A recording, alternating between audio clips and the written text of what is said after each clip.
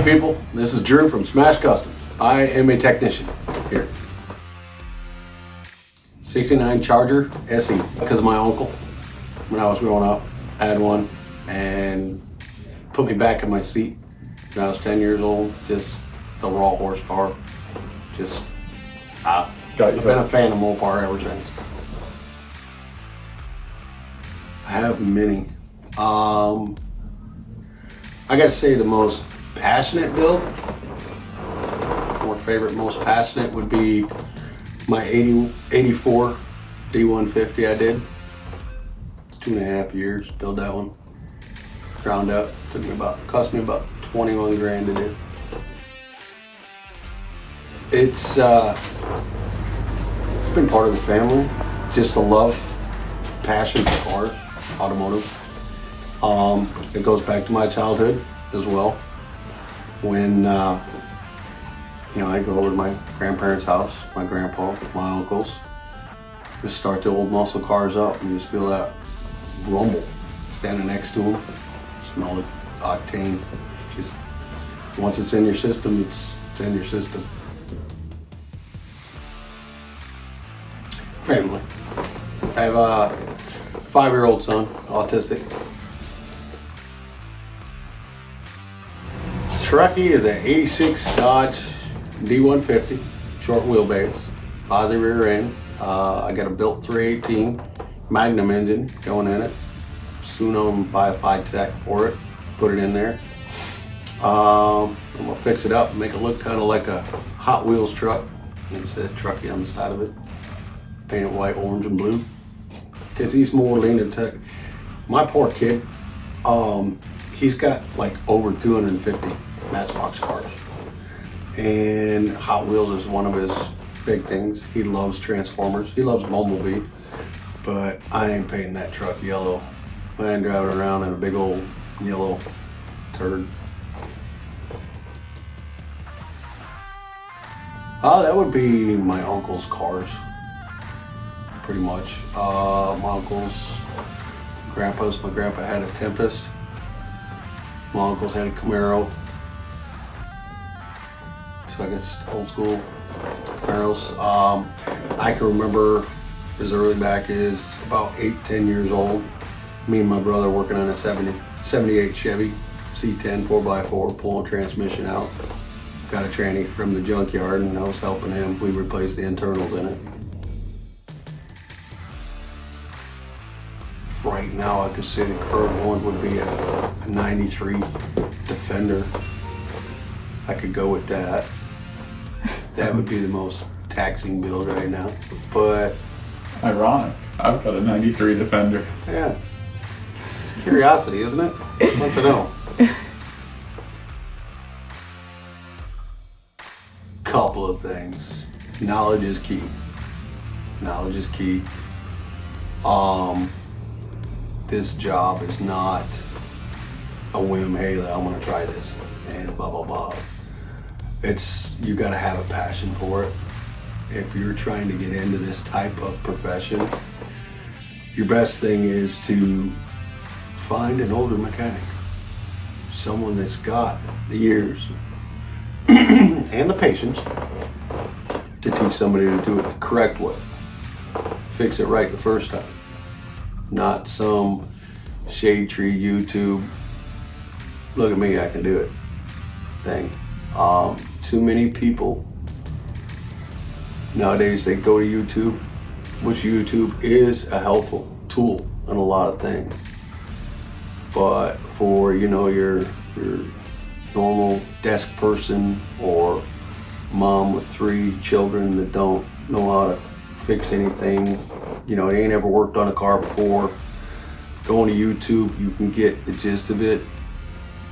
But there's so much of that mechanical stuff that is more in depth, and torque specs and tolerances and things like that. Causes a lot of problems. Ends up costing people more money. So knowledge is key. Attention to detail. When you're looking at a classic car, unless you're wanting to pull out your wallet and spend a ton of money and you don't care what the car looks like, by all means buy it. But if you're looking to start with something that is a considerable, looks decent, it's not a 50-50, 50 feet, looks good. Attention to detail, look at your body lines, look underneath the edges, see if somebody's, overlapped a quarter panel and slapped it full of Bondo. Check your rockers, check inside your trunk. Look for the known rust areas, known problem. Again, back to knowledge. Knowledge is key. Search the internet, Google. Search for pattern known areas on that type of project that you're pursuing. Then, while you're there, dig a little deeper and to see how in-depth it's going to be to repair these areas. It's not just a quick, hey, I can patch that and that's that. A lot of these older cars, and even some of the new ones, structure. If you take and you cut a certain area out, it weakens the structure of the vehicle. If it's not done correctly or welded properly or any of that, you can distort every line and everything on your car. Check for any collision damage. Your frames. This car can look beautiful just sitting by the road. And it may not have a lot of Bondo in it. Okay, it may be something that's been sitting in a field. Check your frame. You get one, it looks good, you get it home. We see it a lot. We get cars in here, it looks good, okay, yeah, it might need a little bit of body work.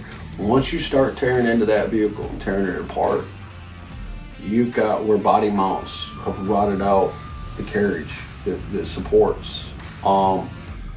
You've got frames, they've got holes in them, and it also depends on which area of the country you're in too. Some are worse than others. So therefore now you're looking for a frame, and you got suspension, you got all these components and everything you have to look into, plus what you want to put on the vehicle. Like maybe finding a car in Las Vegas instead of New York. As far as rust goes, yes, you're gonna have a lot of rust in your northern belt, East Coast areas, because a lot of these places put salt on the road and it destroys everything. It destroys a car. I've seen brand new vehicles within 3 years, just rust buckets, because a lot of places can just dump salt instead of dirt or whatever, and it just destroys the vehicle quicker than hell.